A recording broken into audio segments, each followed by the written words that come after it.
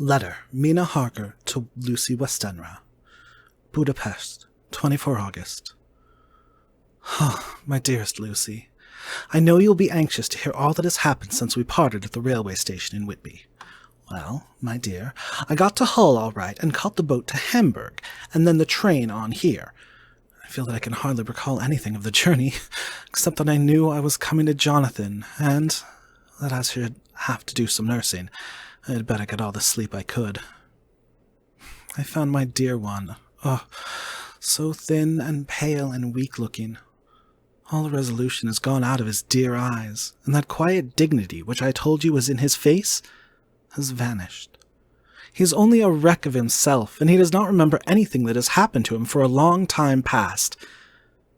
At least, he wants me to believe so, and I shall never ask. He has had some terrible shock, and I fear it might tax his poor brain if he would try to recall it. Sister Agatha, who is a good creature and a born nurse, tells me that he raved of dreadful things whilst he was off his head. I wanted her to tell me what they were, but she would only cross herself, and say she would never tell. The ravings of the sick were the secrets of God, and that if a nurse through her vocation should hear them, she should respect her trust. She is a sweet, good soul, and the next day, when she saw I was troubled, she opened up the subject again, and after saying she could never mention what my poor dear raved about, added, "I can tell you this much, my dear, that it was not about anything which he had done wrong himself, and you, as his wife-to-be, have no cause to be concerned. He has not forgotten you or what he owes to you. His fear was of great and terrible things which no mortal can treat of." I do believe the dear soul thought I might be jealous lest my poor dear should have fallen in love with any other girl. The idea of my being jealous about Jonathan. And yet, my dear, let me whisper, I felt a thrill of joy through me when I knew that no other woman was a cause of trouble. I'm now sitting by his bedside where I can see his face while he sleeps. He's waking! When he woke, he asked me for his coat, as he wanted to get something from the pocket. I asked Sister Agatha, and she brought all of his things.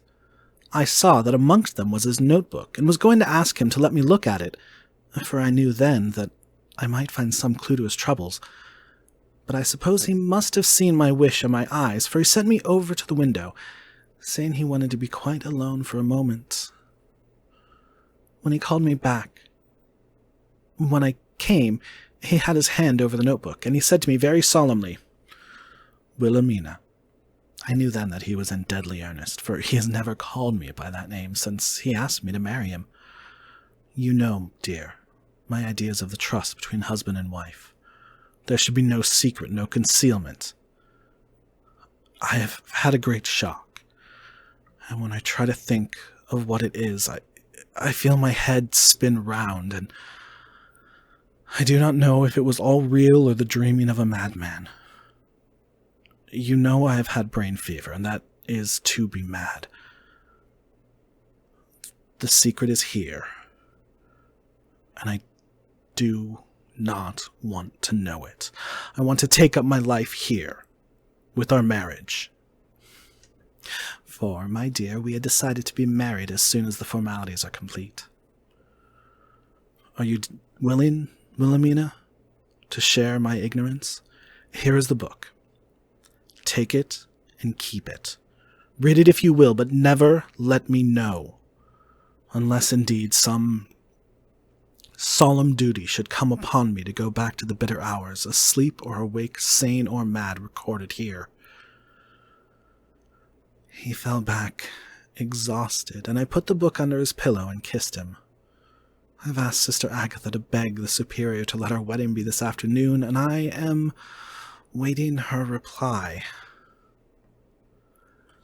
She has come and told me that the chaplain of the English Mission Church has been sent for. We are to be married in an hour, or as soon after as Jonathan wakes. Lucy, the time has come and gone. I feel very solemn, but very, very happy. Jonathan woke a little after the hour, and all was ready, and he sat up in bed, propped up with pillows. He answered his "I will" firmly and strongly. I could hardly speak. My heart was so full that even those words seemed to choke me. The dear sisters were so kind. Please, God, I shall never, never forget them, nor the grave and sweet responsibilities I have taken upon me. I must tell you of my wedding present. When the chaplain and the sisters had left me alone with my husband— Oh, Lucy, it's the first time I've written the words "my husband." Left me alone with my husband. I took the book from under his pillow, and wrapped it up in white paper, and tied it with a little bit of pale blue ribbon which was round my neck, and sealed over the knot with sealing wax, and for my seal I used my wedding ring. Then I kissed it and showed it to my husband, and told him I would keep it so, and then it would be an outward and visible sign for all our lives that we trusted each other, that I would never open it unless it were for his own dear sake or for the sake of some stern duty.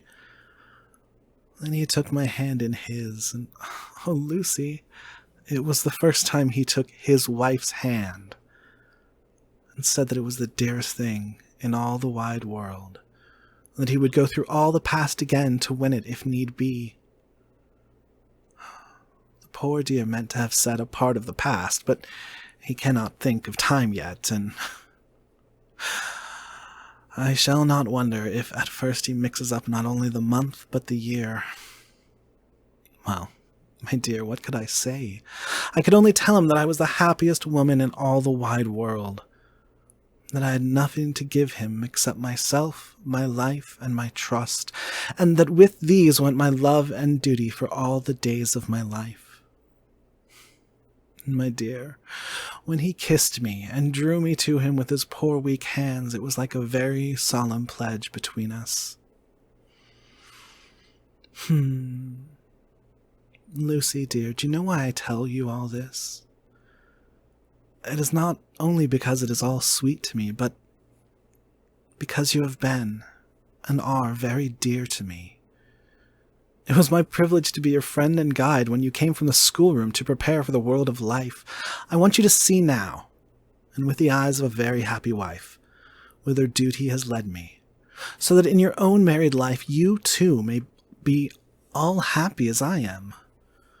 Oh, my dear, please Almighty God, your life may be all it promises.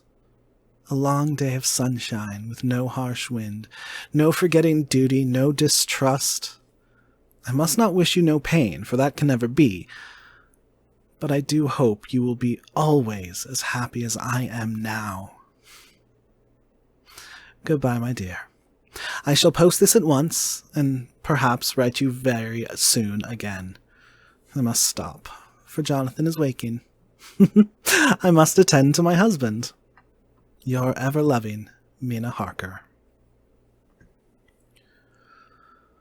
Lucy Westenra Diary. Hillingham, 24 August. I must imitate Mina and keep writing things down. Then we can have long talks when we do meet. I wonder when it will be. I wish you were here with me again, for I feel so unhappy. Last night I seemed to be dreaming again just as I was at Whitby. Perhaps it is a change of the air, or getting home again. It is all dark and horrid to me, for I can remember nothing. But I am full of vague fear, and I feel so weak and worn out. When Arthur came to lunch, he looked quite grieved when he saw me, and I hadn't the spirit to try to be cheerful. I wonder if I could sleep in Mother's room tonight. I shall make an excuse and try.